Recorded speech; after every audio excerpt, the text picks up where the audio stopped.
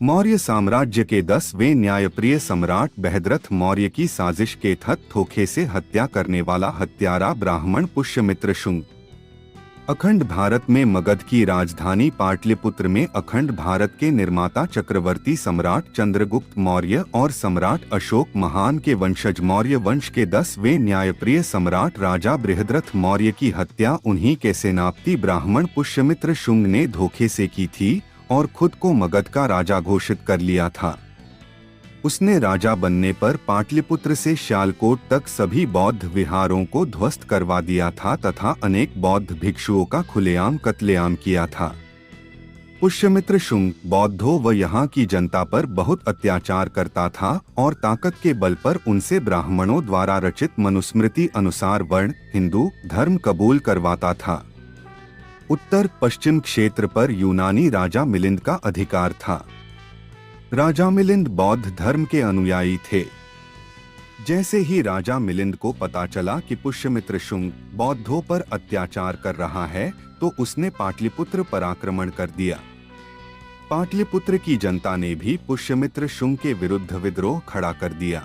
इसके बाद पुष्यमित्र शुंग जान बचाकर भागा और उज्जैनी में जैन धर्म के अनुयायियों की शरण ली।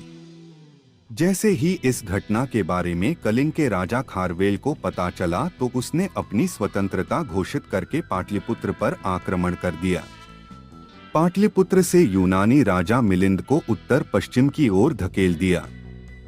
10 के बाद ब्राह्मण पुष्यमित्र शुंग राम ने अपने समर्थकों के साथ मिलकर पाटलिपुत्र और श्यालकोट के मध्य क्षेत्र पर अधिकार किया और अपनी राजधानी साकेत को बनाया।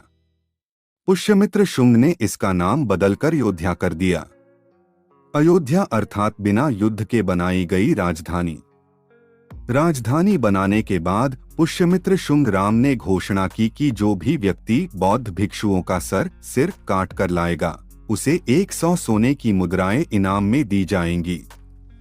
इस तरह सोने के सिक्कों के लालच में पूरे देश में बौद्ध भिक्षुओं का कत्लेआम हुआ। राजधानी में बौद्ध भिक्षुओं के सराने द्राय इनाम में दा जाएगा। इस तरह सान के सिक्का के लालच में पूरे देश में बौद्ध भिक्षुओं का कत्लेआम हुआ। राजधानी में बौद्ध भिक्षुओं के सर आने लगे।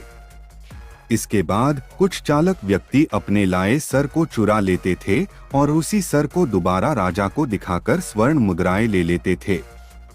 राजा को पता चला कि लोग ऐसा धोखा भी कर रहे हैं तो राजा ने एक बड़ा पत्थर रखवाया और राजा बौद्ध भिक्षु का सर देखकर उस पत्थर पर मरवाकर उसका चेहरा बिगाड़ देता था। इसके बाद बौद्ध भिक्षु के सर को घाघरा नदी में फेंकवा देता था। राजधानी अयोध्या में बौद्ध भिक्षुओं के इतने सर आ गए कि कटे हुए सरों से युक्त नदी का नाम सरयुक्त अर्थात वर्तमान में अपभ्रंश सरयू हो गया। दसी सरयू नदी के तट पर पुष्यमित्र शुंग के राजकवि वाल्मीकि ने रामायण लिखी थी, जिसमें राम के रूप में पुष्यमित्र शुंग और रावण के रूप में मौर्य सम्राटों का वर्णन करते हुए उसकी राजधानी अयोध्या का गुणगान किया था और राजा से बहुत अधिक पुरस्कार पाया था। इतना ही नहीं, रामायण, महाभारत, स्मृतियां आदि बहुत से काल्पनिक ब्राह्मण धर्म ग्रंथों की रचना भी पुष्यमित्र शुंग की इसी अयोध्या में सरयू नदी के किनारे हुई। बौद्ध भिक्षुओं के कत्लेआम के कारण सारे बौद्ध विहार खाली हो गए। तब आर्य ब्राह्मणों ने सोचा कि इन बौद्ध विहारों का क्या करें कि आने वाली पीढ़ियों को कभी पता ही नहीं लगे कि बीते वर्षों में यह क्या थे। तब उन्होंने इन सब बौद्ध विहारों को मंदिरों में बदल दिया और इसमें अपने पूर्वजों व काल्पनिक पात्रों, देवी देवताओं को भगवान बनाकर स्थापित कर दिया और पूजा के नाम पर यह दुकानें खोल दी। ध्यान रहे, उक्त बृहद्रथ मौर्य की हत्या से पूर्व भारत में मंदिर शब्दहीन ही था, ना ही इस तरह की संस्कृति थी। वर्तमान में ब्राह्मण धर्म में पत्थर पर मारकर नारियल फोड़ने की परंपरा है। ये परंपरा पुष्यमित्र शुंग के बौद्ध भिक्षु के सर को पत्थर पर मारने का प्रतीक है।